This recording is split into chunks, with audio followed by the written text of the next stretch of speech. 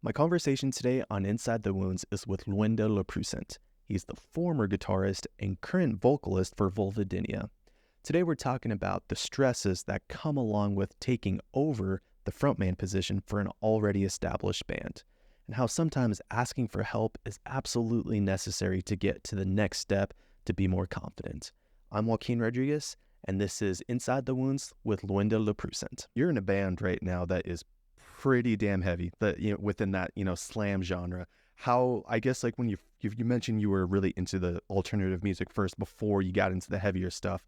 How long did that transition from being to alternative to get to the point where you are now with the slam genre? Like how was that transition there?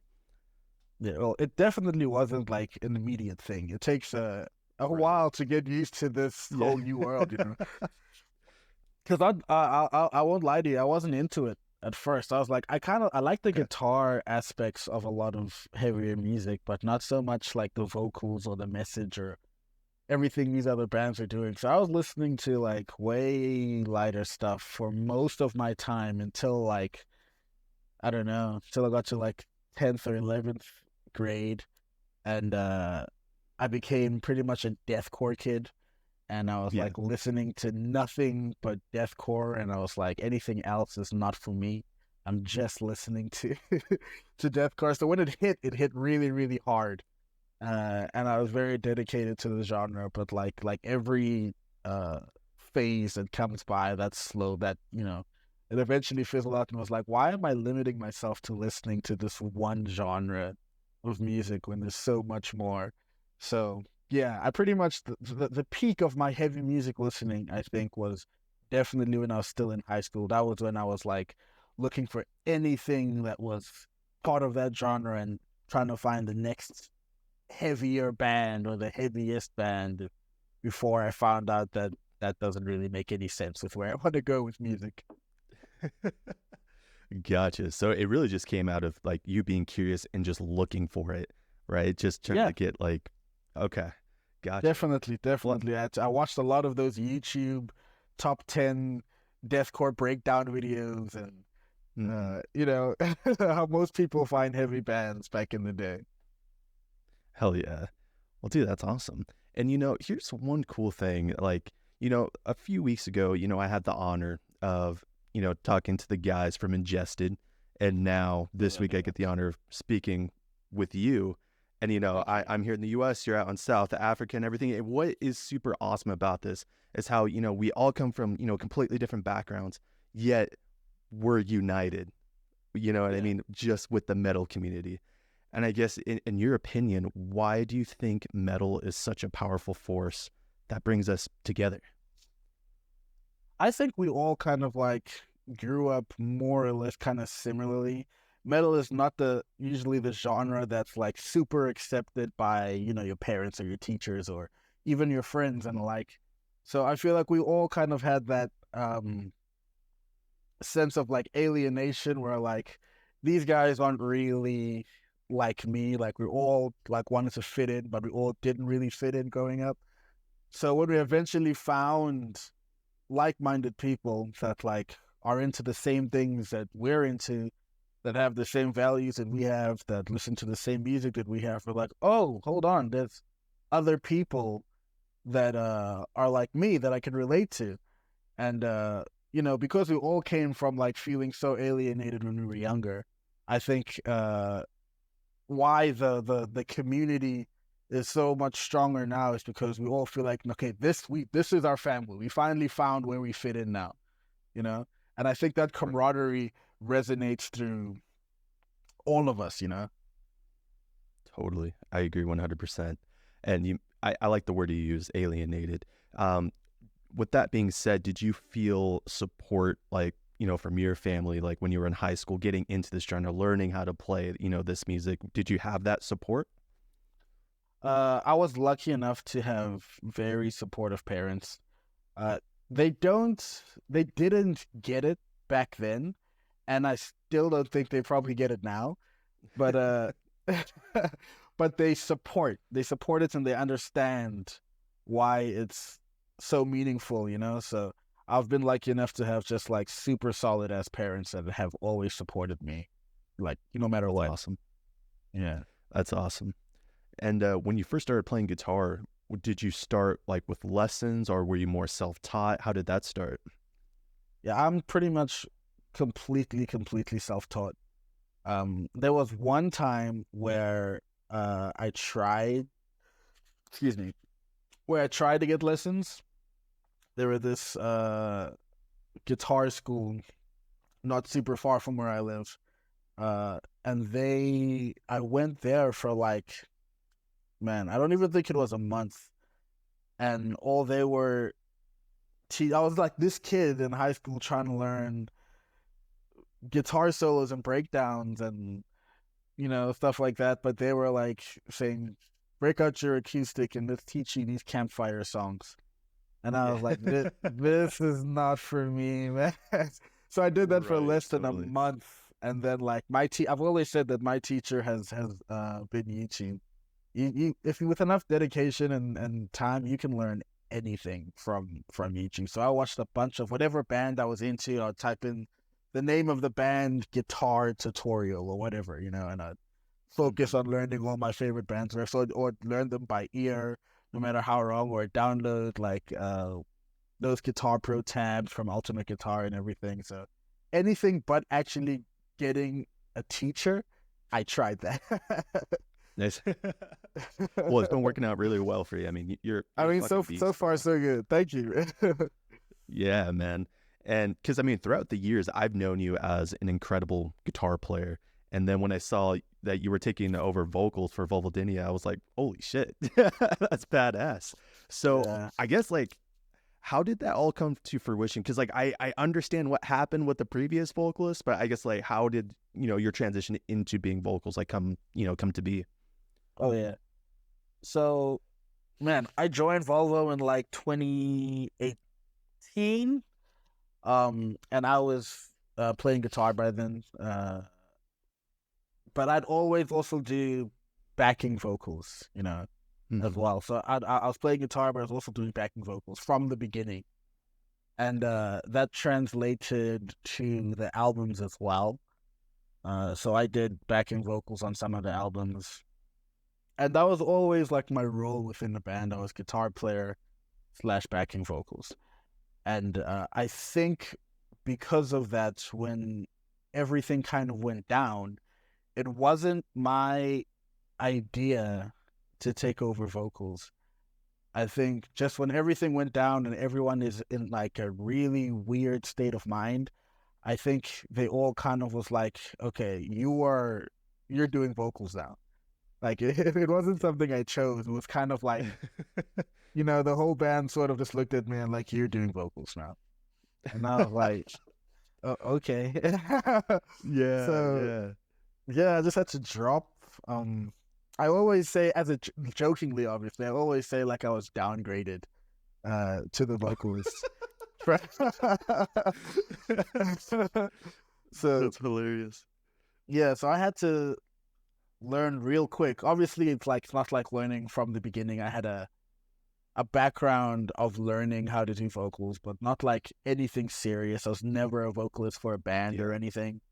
So it was always something that like I felt like I can kind of do this, but I never ever for a second even thought that I was like decent at it. Sure. But yeah, when it was dropped on me, obviously that was like all the pressure in the world, and like after that whole fiasco, we were home for like not even 2 months, like a month and some change, and then we had another tour right after that. So I came back home and I was stressing. I was like, okay, I've got to try and not. First of all, I have to try and make sure that my vocals sound decent. I have to learn the set on vocals, but I didn't know any of the lyrics. Like I knew my parts live, but I didn't know the lyrics. So I had to like cram up all the lyrics while at the same time practicing, while at the same time trying to figure out how to be a frontman. Because I feel like when you're the vocalist of a band, it's like 20% of it is actually performing vocals, and making sure you're doing a good job on vocals, but 80% of it is like that crowd interaction, being a front man, making sure people are having a good time, hyping people up, all that stuff, you know? So I feel like that was even harder for me to learn how to do than how to like vocal for a whole show, you know? So yeah, it was a lot. It was a lot. Yeah, I guess I didn't realize it was only 2 months that you that you had to prepare before you were really just thrown in there. Yep. I guess like just going in depth with it a little bit more, what did preparation look like for you, like individually? Because I know you said you were cramming with the vocal, with the lyrics and all that stuff. But yeah, I guess like what were some of the minor details that you did to make sure that you were prepped and ready to go? Yeah, so I've always considered myself someone that thrives under pressure, even though I hate it. I hate being under pressure, but every time I'm under pressure, I will get it done. So as soon as I got back, um, it was partially because of like I really wanted to lock in and focus on all the work that I needed to do. But we had also just come out of all of this drama, so like the internet was full of like headlines and stuff of us losing our last vocalist. So I kind of like switched off from the internet for those 2 months. I only had my phone accessible to my family or my band. Those were the only people that I could reach out to. But everything else, I didn't see anything. I wasn't on Instagram or Facebook or anything like that. So I was like completely shut off. And I'd wake up every morning and I kind of dedicated time during each day to different things. Like cramming lyrics, I'm horrible when it comes to words in general.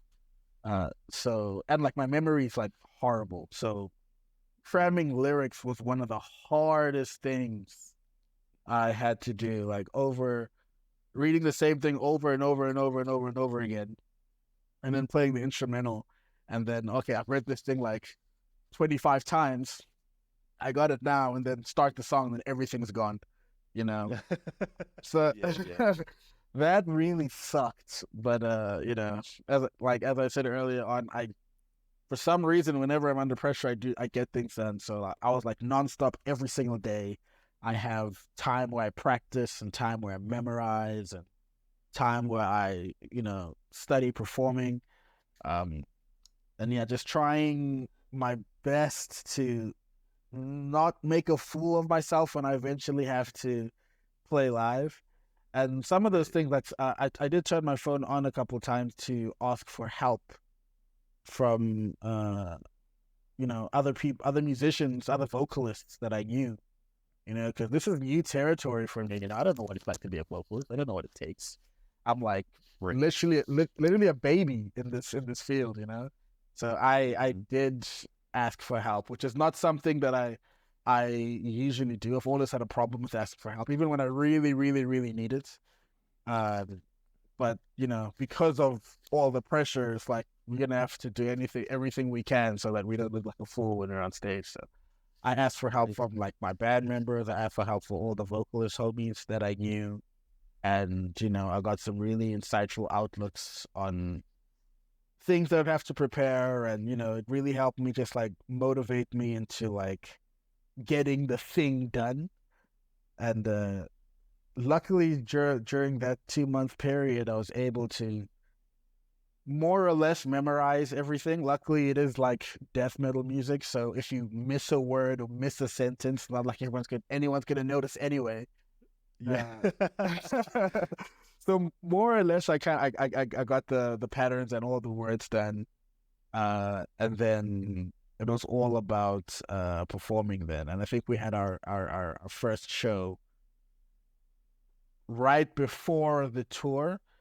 Yeah, so we were smart enough to be like, okay, let's have 2 warm-up shows before we actually go on the next tour. So we booked 2 shows in South Africa.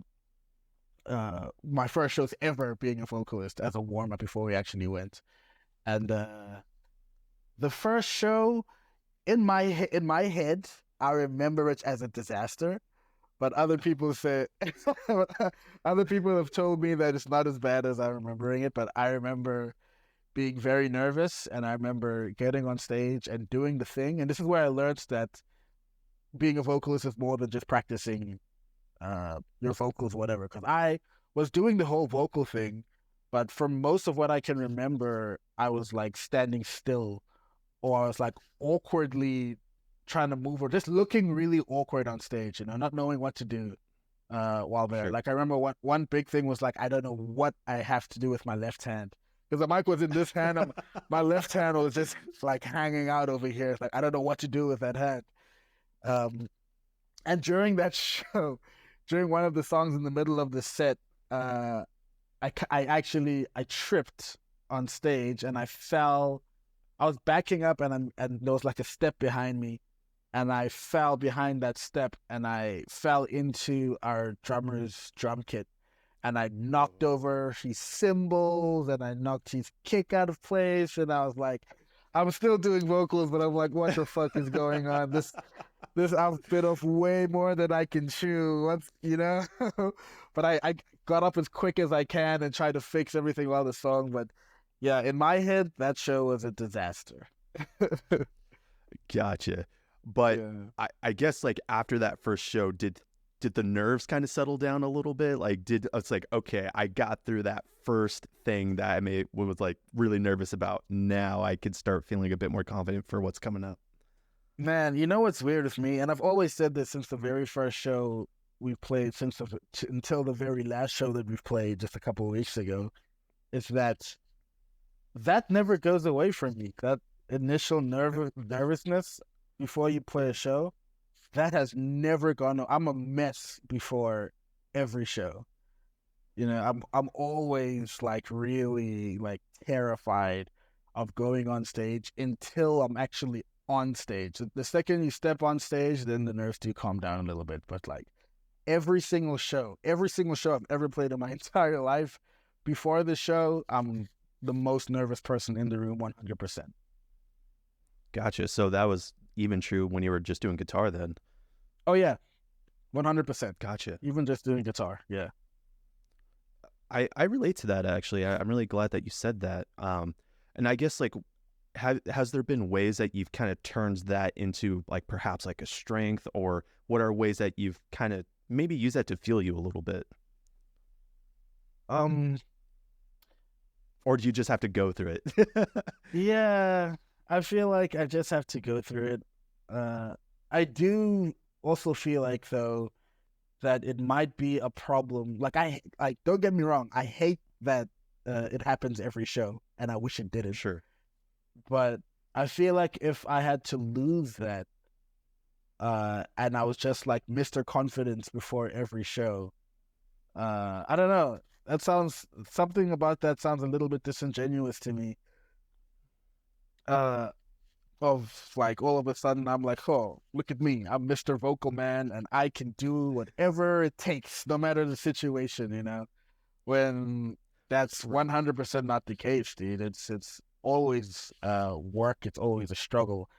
And I always feel like the persona that I have learned how to put on now on stage is not a reflection at all of who I actually am. I feel like, because I always feel like as soon as I step on stage, it's like a mask. It's like all of this fake bravado and confidence that I can put on for stage, and then I can take it off when I'm off of stage. Because there's never been a time in my life where I thought I'm the best vocalist or I'm the best guitarist in the whole world, or even close to that. So, even though I absolutely hate that happens to me, I feel like it's necessary so I don't like lose my head in the future if I keep doing this thing, and we get bigger or something down the line. That's very respectful. I like that. And it shows that you really care, right? A lot of those nerves come because you really care. You want a great show. No, I'm my worst critic for sure. If I even just play guitar, if I made one mistake, that no one heard but me, I'd be on my ass like the whole night. Yeah, I get you there. So I want to shift gears a little bit to like the studio. So we talked about how your experience was live. So when it comes to studio, because what's cool, like now that you have like that brain for guitar, the brain for vocals, does it make the writing process easier for you? Short answer, zero, not at all. Not at all. Okay. So for our last album, we wrote the instrumentals. We actually wrote it like a year before we sent it into the album. So it was like we were sitting on it for a year. And we recorded guitars and bass and drums, and our ex-vocalist vocals, were still on there. But since he left, now that when we got back from that American tour, then it was like, okay, we have to finish the album now and re-record all the vocals with me. So we got rid of our ex-vocalist vocals on that thing, and then I guess the first thing we had to tackle was a concept, because, we wanted nothing to do with anything that was written in the past. We wanted like a fresh start. So that was also something that I really struggled with. I've never thought of myself as like a writer, so I really had to ask for help again when we got back. I even had to tell our label owner that I was like, listen, I'm kind of struggling here, and we might need a bit more time to hand in the album, because I've got a bunch of stuff to figure out, so we told him that. Luckily, he was cool enough and he gave us the extra time. And that was when I really relied on the help of my band, because we kind of turned it into just like how we write music. So, because we write all the music together in one room, and we did the same thing for the vocals. So we all met up every day, and we sat together and we came up with the vocals as well. I think there's only like 3 or 4 songs on the album where I wrote the vocals by myself, but the rest of them was a full, collaborative effort with me and my other band members. And then having that assistance will give you confidence enough to bounce off ideas. Because if I write something and it sounds corny or it sounds bad or whatever, someone will tell me that, And Right. I've been writing music with these guys for long enough where I can, trust their opinion. It's not like I can have that same dynamic with just anybody, So with musicians I trust, I can be like, how does this sound? They'd be like, it could sound better, and whatever. So we just bounced ideas until, we had lyrics for the whole song, for the whole album, I mean. And then, then it was just up to me to go and record, which was also a whole other difficulty that I had to get down with my recording. Because I feel like at first I tried to sound like my favorite vocalist, or Zach's favorite vocalist, or this vocalist that's hot right now, or that vocalist that's hot right now. And every time I tried to do that, it ended up sounding so bad. And I was like, what am I... There was like a time where I was like, what am I doing, bro? Like, how am I going to get this thing done? Until I was like, okay, let me stop trying to be the next whoever, and let's just do it like the stuff that I know that I'm decent at, And then Right. I attacked the whole album like that. And then that worked out way better than trying to copy whoever is popular right now. Yeah, absolutely. And one of the reasons why I was, really excited to speak with you today is because, I'm also in a really similar situation where, I'm the guitar player of my band, and out of necessity, I've had to also take on the role of vocals as well, right? Man. And it's super interesting because, like, on one hand, I feel very comfortable as a guitar player. I love it, feel confident. Then on the other hand, like, I still consider myself a very young student in the game when it comes to vocals, it's such a very interesting dynamic to kind of go through both levels of confidence under the exact same band. You know what I mean? And just like you, I'm very critical of myself, right? So I'm always wanting to be like, put the best version of myself out there. And it's almost a little frustrating when you could do that well for this instrument, but when it comes to like switching over to vocals, it's like, oh, fuck. Dude, I feel the exact same way. Yeah, that's exactly the same things that I had to go through, because I don't think I'm the best guitarist in the world, but I am definitely a way more confident guitar player than I am a vocalist. And I don't think that will ever change for as long as I do vocalist, because I've always been guitar first before everything else. That's still my first love. That's still what I love doing. Like on the records, at least in the studio, I'll always be playing guitar on all of our music. And then vocals is just the other thing that I have to do. My number one is always guitar, and I feel like no matter how much I try and practice vocals, and like it'll never replace all the years I did the same thing on guitar that I'm doing with vocals. Totally, 100%. And I guess like when you're doing like vocals, practicing stuff, was it similar to guitar where you were self-taught, like relied on YouTube quite a bit, or how did that come about? Definitely a bunch of YouTube. Definitely a bunch of YouTube. But also help from my friends. I don't know if I could call those lessons, but I guess basically they were lessons, because I was asking them to like whatever techniques that they're doing, everything. So YouTube and a handful of very good friends that really helped me out as well. Gotcha. And I guess today, what does your practice regimen look like now? In terms of vocals? Both. Like both guitar and vocals. Well, that's a very easy question for me to answer, because they don't exist. This year has been such a busy year for the band. I have barely any time at home. It feels pretty much that we've been on tour the whole year. So whenever there's a little bit of time where we're home, I just try and do my best to like rest or catch up on sleep or hang out with my family or whatever. Like right now, like we just got back from tour like maybe 2 weeks ago, I think. And on the 30th of this month, we're flying out for a month again on tour, So yeah, my practice is when I feel like, my practice is when I'm creating something. That's when I'm practicing. If I'm writing music, and it's never, it doesn't have to be for the band. It can be for anything. If I'm writing music and recording music, I feel like it's the same. The monotony of recording is kind of like the same as like practicing, the same thing over and over and over and over again, because you're still pretty much doing the same thing. So when I'm writing music, I feel like that's the time where all the experimentation and all the practice really develops. Yeah, that makes sense. Yeah. So let's shift gears a little bit. I got a little bit of a 2-part question for you. So the first part is, what's your definition of a successful musician? My definition. Right. Oh, okay. Well, for me, if I can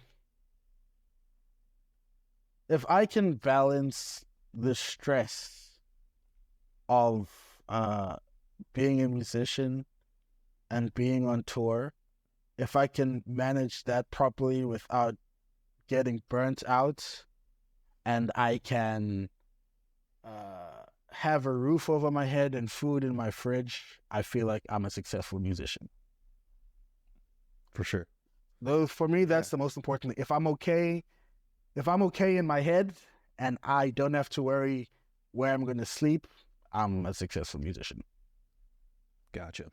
Not to say that I've gotten there yet. I feel like there's still a lot of work to put into it. But as soon as I can pull those 3 things, I guess, off, then to me, that's a successful musician. Gotcha. And that leads perfectly to the next half of it here. So what do you think it takes to be a successful musician in today's industry? And like, can you give us a little bit of insight on what your path has looked like? Yeah. I mean, in terms of how I put it, you need to be really patient, because not everything is going to come at you when you think it's going to come at you. You're going to have to put in so much work, way more work than you think that you're going to. And a lot of the time, the work is not going to give you anything back, but you just have to know that it's part of the game, and that's why I was like, you have to be okay with it, because it's very hard to put in so much work, you put in so much time, you put in so much effort.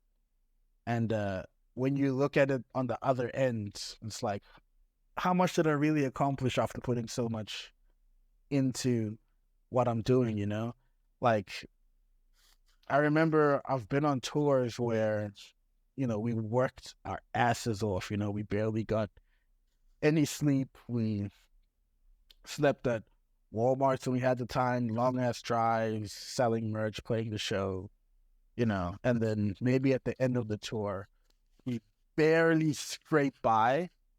And it's like, maybe, we scrape by, but it's not enough money to like pay rent or, give us any money when we go back home.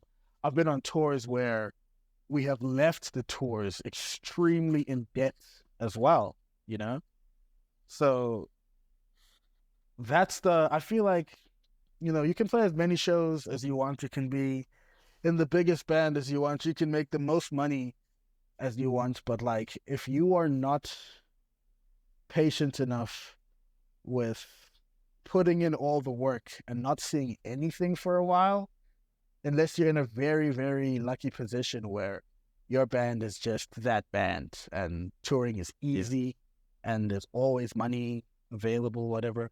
Because, even though this is a genre where people don't really think about money, money is a big thing. Money is very important. At the end of the day, I have to pay bills. I have to take care of people. I have to go home and live a life. And when it's taking up so much of your time, you don't have time to do something else, I can't just go, I want to go get a job and then make money on the job. And then for 6 months out of a year, I'm on tour away from that job, I'll get fired. So, right. You have to be really, really patient, and you have to let all of the work that you put in not mess up your mindset, because, there's many times where you'll be like, this is not working out for me. I've got to get out of here and do something else. Which is honestly, it makes sense. It's viable if you're putting in so much energy, you're not receiving anything back.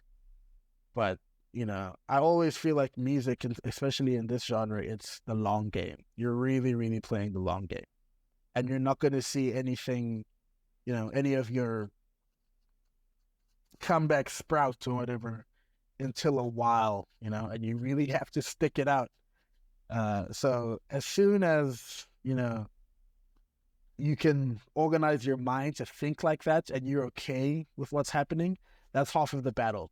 Because now you're not worried about going on tour as much. Like, it sucks, you're going to be away from your family, whatever, but you in your head, you understand. You're going to make things are going to work out eventually, Right.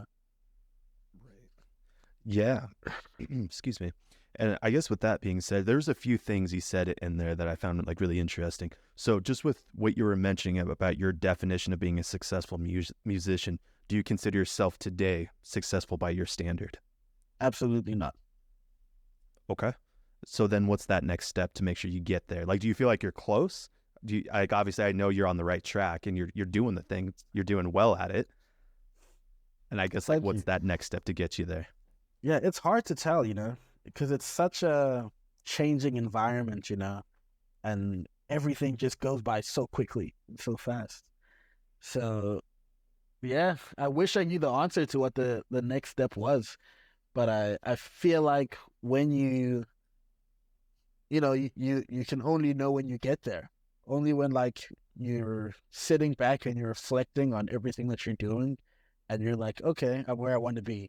That's the only time, really, I think you can make an informed decision, So I don't know. Right. I could be decades away from it, or it could be tomorrow. I can only really know when I'm there. Totally. Yeah. I mean, that makes sense. And I guess from the experiences that you've had already, have there been some barriers that you've come across that could have really put your music career at an end, but you still got over it? Has there been any of those moments that you've ran into? Oh yeah, definitely. A lot. A lot. Okay. Yeah, but it's as I said, it's something that you have to be so patient. You have to deal with things every day. Like, I've thought like that where like, I think it's over. there was a time when I was thinking that like every day I'd be like, no, I think it's done. Like on tour or something, and I'm just like getting through the tour to be done with it, you know? And it's so easy to fall into that trap, especially if you've been on tour for as like long as we go on tour. Like if you take 6 months out of the year and you're on tour like every other month or something, or however you guys plan that out, and you've been on the road for so long, you start to lose a bit of who you are. Like by the end of a tour, I definitely don't think I'm the same person that I was at the beginning of a tour, because, you know, it's stress packed on top of that. Is like sleep deprivation. You're not eating right. You are so you're playing shows every night. You're tired out of your mind. You get sick. You know, all of these things keep stacking, and sometimes it just feels like the worst time ever. You know, it's like if all the bad things happen at the same time, which they tend to do. Yeah, it sometimes feels like the worst time possible. But you know, I try and do my best to think as positively as I can, especially on tour. Something that I've been doing nowadays as well is whenever I get the opportunity to get some alone time, you know, to just like, because like, you know, tour is just like you're around people constantly. So if I get if I wake up early and I take a walk or something, or I find like a bench away from everyone for a while, I find that just like a couple hours of alone time, even an hour of alone time every day, is such a big help. Huge help. Because yeah, I think just also as the person as I am, I'm not really like the guy that goes out and goes and parties and things and gets drunk. I'm very, very much introverted, and that, you know, translates to touring also. I'm not, you know, trying to stay up all night and party with everyone. I want to do what I'm there to do. I want to meet the homies that came out to the show, that you know, came to see us and came to help us, and appreciate them for coming and helping us, you know. And then, you know, if there's time for me to go to bed at the end of the night, I'd love to go to bed so I can get some sleep, so I can wake up and do the next thing the next day, you know. But as you know, that's not always the case. You know, there's multiple things happening on tour, so I just try my best to not think too negatively on tour, because if you dwell on stuff like that, it will build up every single day. And I feel like by the end of tour, you are not at all who you were when you started off. Sure. Yeah. And do you think it helps, like, not being the party type of guy on tour? Like, does it help you stay a bit more sane? It helps me. It definitely helps me, but I also feel like I would enjoy tour way more if I was the party guy on tour, you know? Okay. If my personality was the type to like, yeah, dude, I want to drink and be up all night and party with everyone. If I was that type of person, I feel like I would enjoy being on the road so much more, you know? But you can't choose who you are, you know? That's not my vibe. That's not my scene. And Right. I never want to hold anyone back, you know, from doing. As long as we do what we came there to do, what people do in the other time, you know, I don't care. They can do whatever they want to do. But yeah, that's just never been who I was. I'm like fair. the most boring person in the band. Like everyone will be like, "We're gonna go to this whatever bar or whatever," and I'm like, "Cool, I'll see you at the hotel." Right. Totally. Hey, I relate there too. I'm not a party guy at all. Like, I feel so out of my element if like I'm like at a party. I'm just like, yeah. So I get it. I get Same, it. dude. Same. Never been one of those Yes. dudes. Right. But I wish I could though. You know, it's funny because like in a way, like I feel like that's kind of worked to my advantage, right? Because instead of, you know, going out partying, I'm here fucking getting better at guitar, getting better Yeah. at vocals. Sure. You know what I mean? So in that regard, it's been super important to my growth. I feel like I was definitely the same, because even when I was in like high school or like college or anything, you know, I was the same guy then that I am now. I'm not going out. I'm staying at home and I'm playing guitar. You know. Yeah, exactly. Yeah, I think it gets you more like grateful, like what it makes you feel more grateful on what you do, right? More appreciative on what you do. Yeah. But yeah, dude. So really interesting question here. Just in general, what scares you? Hmm. I guess feeling powerless, that scares me. Knowing that there's nothing that I can do about whatever situation, just knowing that if I'm like completely powerless, I can do nothing about that. That is pretty scary. And it's been something that I've had to learn how to deal with. A part of it that I have learned how to deal with is like, I'm in no control of how other people perceive me. That's something no matter what I do, I have no say. I'm in no control of that whatsoever. So with things like that, I can be like, okay, that's fine. I would have had no use regardless. But if it's something that I could have done something about, but for some reason I'm powerless to help out in any way, that's scary. Fair. Yeah. Are you like a overthinker, or do you like are you a Oh, worrier? 100%. Okay. 100. Oh, dude, yeah, 100%. I'm definitely. If I spend too much time in my head, I'll find some sort of problem to just stew Yep. about and think about forever. Yeah, 100%. I'm that guy too. And I mean, I just out of curiosity from me, how have you been able to kind of tame that, like like you were saying, in situations like when you're on tour or in situations where there's just so much stress stacked on top of each other? Yeah, I mean, it kind of goes back to like what I just said. If it's something that I absolutely, no matter what I do, no matter who I talk to, no matter how much money I have, no matter what connections or whatever, if I have no control over it whatsoever, then why even worry about it? Like, that saying, it is what it is. I can't Sure. tell you how many times I've said it is what it is to myself unironically and been like, but as a human, you only have so many it is what it is in you before. Yeah. Where it becomes unhealthy. You know what I mean? Yeah. So I deal with it like that, but I know up to a point that like, I eventually have to face shit like that in the future. Yeah, totally. Now let's flip that. What excites you right now?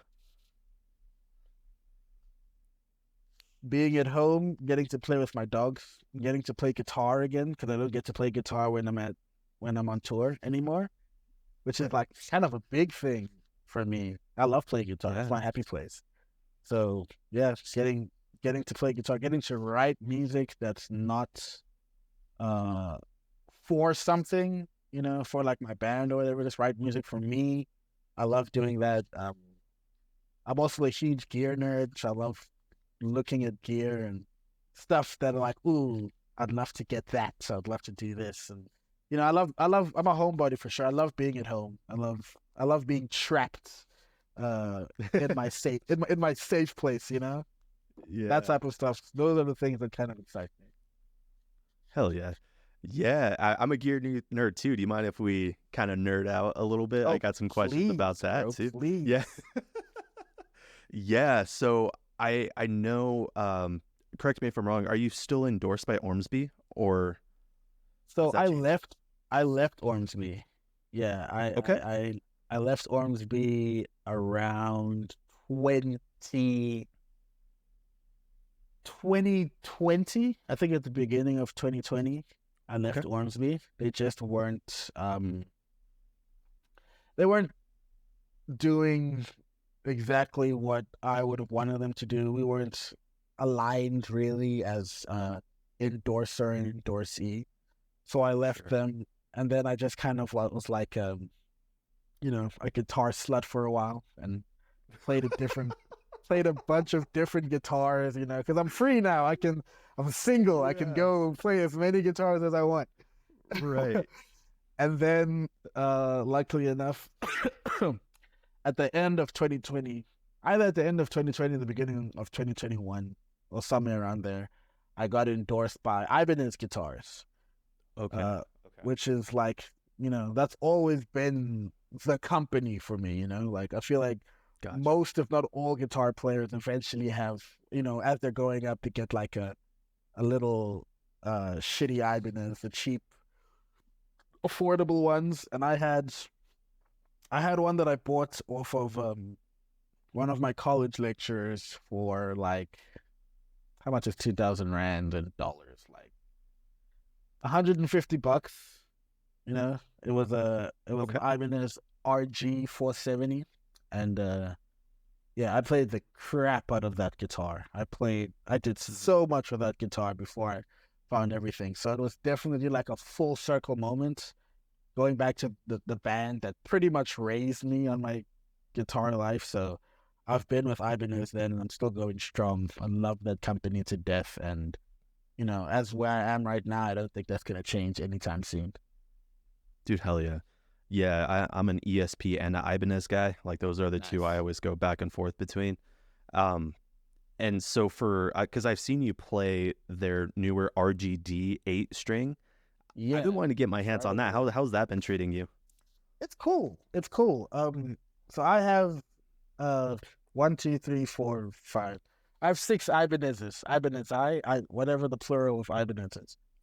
And they're all made in Japan, all prestige models, except for that RGD that I got.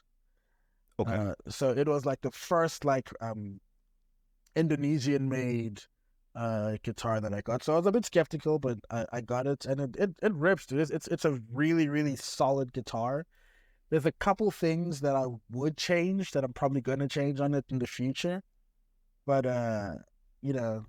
how it is right now, I think it's like, if you're an 8-string player, and anything from like beginner to intermediate, even to advanced, like it'll serve you well for sure. And it's like super like solid, sturdy guitar. It's not gonna break off or lose a piece or anything. So I think super solid choice for a guitar, especially at the price points. It's not really, it's like $1,000 or something. Yeah, I think it's 1,200. Yeah. I think. Yeah, it's not bad at all. So yeah, I don't play it as much as my other guitars, but whenever I'm in the mood to go straight like metal chuggy boy, that's the one I grab. For sure. Yeah, because that's the only thing I don't have. Like, so I have like a healthy mix of both the Ibanezes and the ESPs, like for the 6 and the 7 strings. All my 8s are ESPs, so I haven't owned an 8-string Ibanez. So that's something like I've wanted to add to my collection. I'm still kind of like figuring out what that's going to be, if it's like a Prestige RG8, or I've had my eye on that RGD8 for a minute, because I love RGDs. Those body shapes. If I could recommend one for you, it's my absolute dream Ibanez, 8-string. But I won't lie to you, it's going to be very hard for you to find, because it's discontinued now. So you'd have to find it secondhand somewhere. But it's my main 8-string that I use now. It's a RG 852 Prestige. It's one of the only 8-string models that Ibanez made with a maple fretboard, because I'm in love with maple fretboards. They only made 2. Which one it is? Yeah, they only made 2. They made the RG, the Prestige 2228 W. So it's a white one. It's a white 2228 with a maple fretboard, and the one I just said to you now. Those are the only 2 maple fretboards they made. But it's got like a blue burl top, and it's so sick. And that was my dream guitar for like such a long time.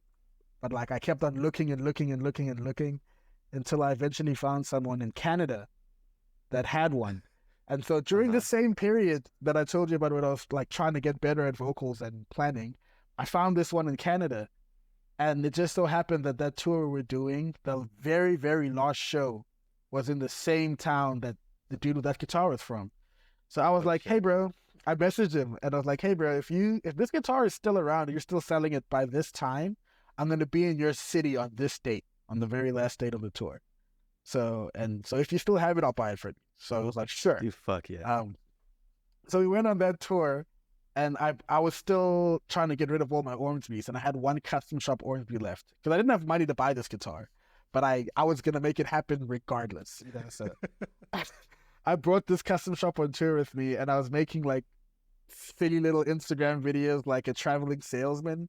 And I was like, hey, I've got a guitar for sale. Buy this guitar for me for sale. I'll bring it to every show. Buy my guitar, Until eventually my homie Sanjay from a band called Wormhole bought it from me.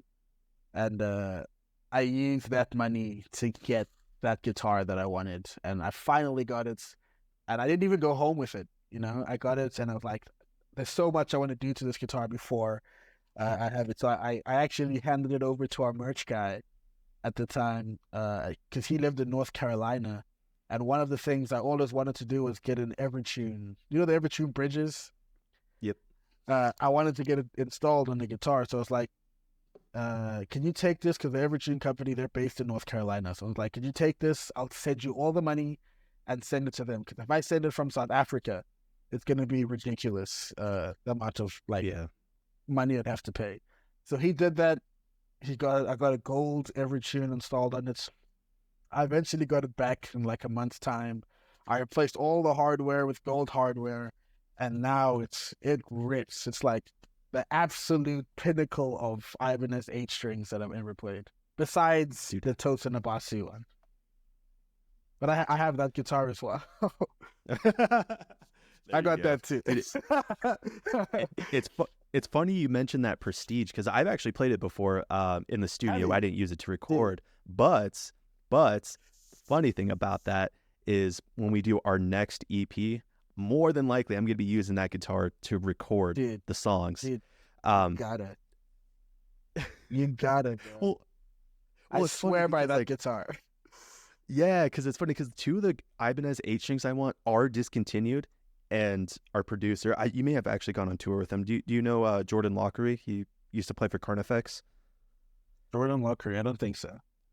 Okay, so he has, that RG that you're talking about, that Prestige. Then he also has a Iron Label RGIF. I call it the RGIF, but it's the one that has like the, but it looks like that black wood natural finish with the fan frets.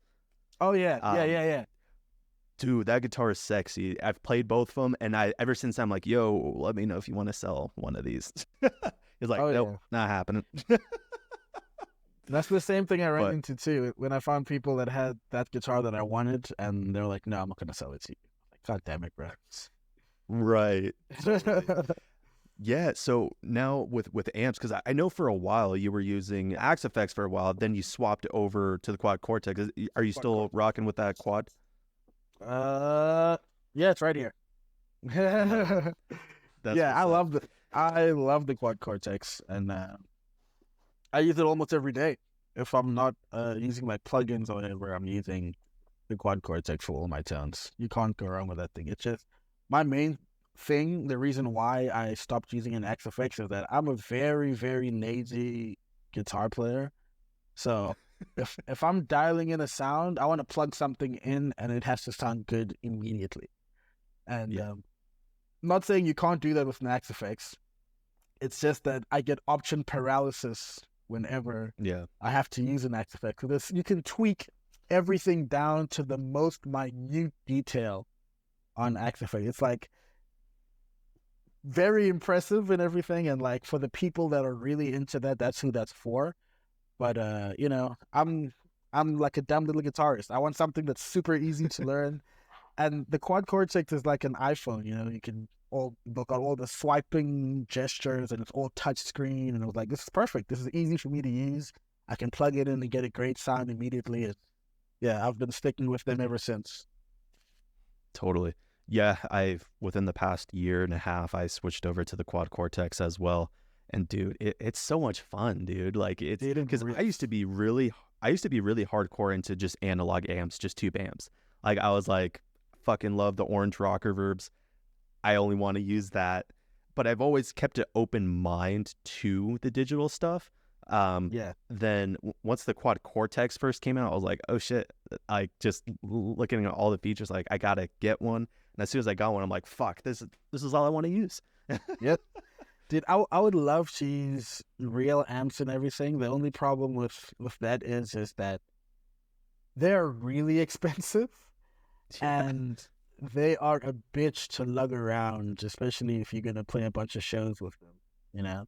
And Oh, for they, sure. as amazing as they sound, they can be so inconsistent. Like if you're recording an album and one thing changes in the room that you're recording that album with on that amp, it's gonna change the sound of the amp, you know? Yeah. So just if I had all the money and all the time in the world, I would definitely be a real cheap amp guy. I would just get everything that I profile on the Quad Cortex and have that Yeah. just sitting in my room. But like my old live tone when I used to play guitar, there's like four different four different amps that I use in one patch, you know? Oh shit. And I can do that only because it's a digital thing, you know. I'd have to bring all those four amps in real life and, you know, daisy chain them up in a way that I can switch between them whenever I change tones, you know. It'd be such a Yeah. struggle and such an annoying thing to have to deal with for every show. So, you know, I've always sworn by digital. I've never, you know, I've never been like, you know, shy to admit it or anything like that. So, you know, until I calm down and I'm not playing as many shows, and I can actually have the time and the money to buy all the amps that I'd love to buy, I think I'm pretty much gonna stay digital for a while. Hell yeah. I agree. I got one last question for you. What's up? Is there a life lesson that you've learned throughout your life that you still live by to this day? Ooh, that's a good question. Man. Uh, man, it may still have to be the thing that I said earlier, because my mother also said that to me as well. The whole, you know, if there's absolutely nothing you can do about it, like how people perceive you or whatever, then just try not to worry about it. I've dodged like so many depressive episodes by being like, I'm not gonna worry about that right now, you know.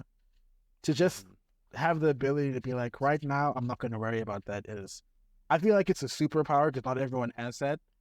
But Yeah. I feel like I've had times in my life where shit's gotten so bad that I had to unlock that, like, you know, skill tree power to be like, I'm just not gonna worry about that. You know, so if it's really something that's that bad and you can't do anything about it, don't worry about it until you absolutely have to. If you enjoyed this episode, please consider hitting that like and subscribe button to stay on top of new episodes of Inside the Wounds.